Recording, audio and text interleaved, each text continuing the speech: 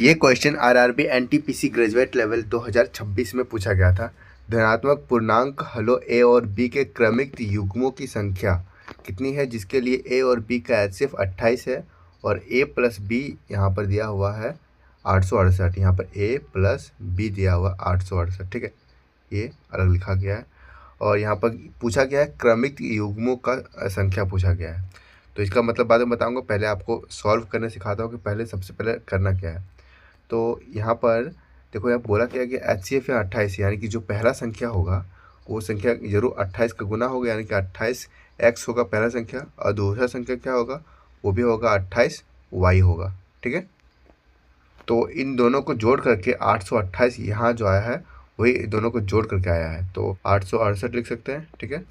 इसमें 28 कॉमन लेते हैं हम, x plus y is equal to क्या आएगा, 868 आ जाएगा। अब इसको काटेंगे इसको हम, तो कितने बार में जाएगा, तो ये 28 तिया 84 और 28 एक बार में, यानी कि x प्लस वाई जो मेरा वैल्यू आया है वो आया है 31।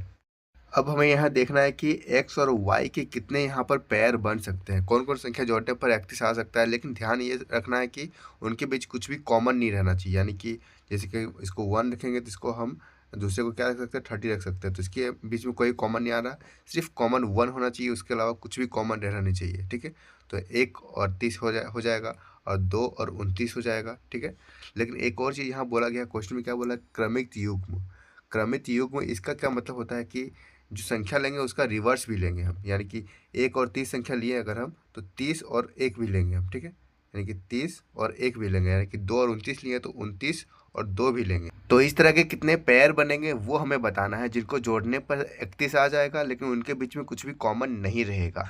तो वैसी कौन कौन सी संख्या होगी, तो 1 और 30 हो जाएगा जिसको जोड़ने पर आ जाएगा, 2 और 29 होगा, और उसके बाद 3 और 28 होगा, और इसी तरह से आगे बढ़ते बढ़ते 15 तक जाएगा ये, ठीक है। यानी 15 और 16 जाएगा। इसके बाद जो संख्या होगा वो रिपीट होने लगेगा, यानी कि 16 15 हो जाएगा, और इसी तरह से आगे बढ़ते जाएगा, यानी कि 1 से लेकर 15 तक जा रहा है वो। यानी कि 15 संख्या अगर इधर है तो रिवर्स में भी 15 संख्या होगी, यानी 15 + 15 30 हो जाएगा। जो पूरा टोटल जो युग्म बनेगा मेरा क्रमित युग्म, वो 30 तक बनेगा, ठीक है।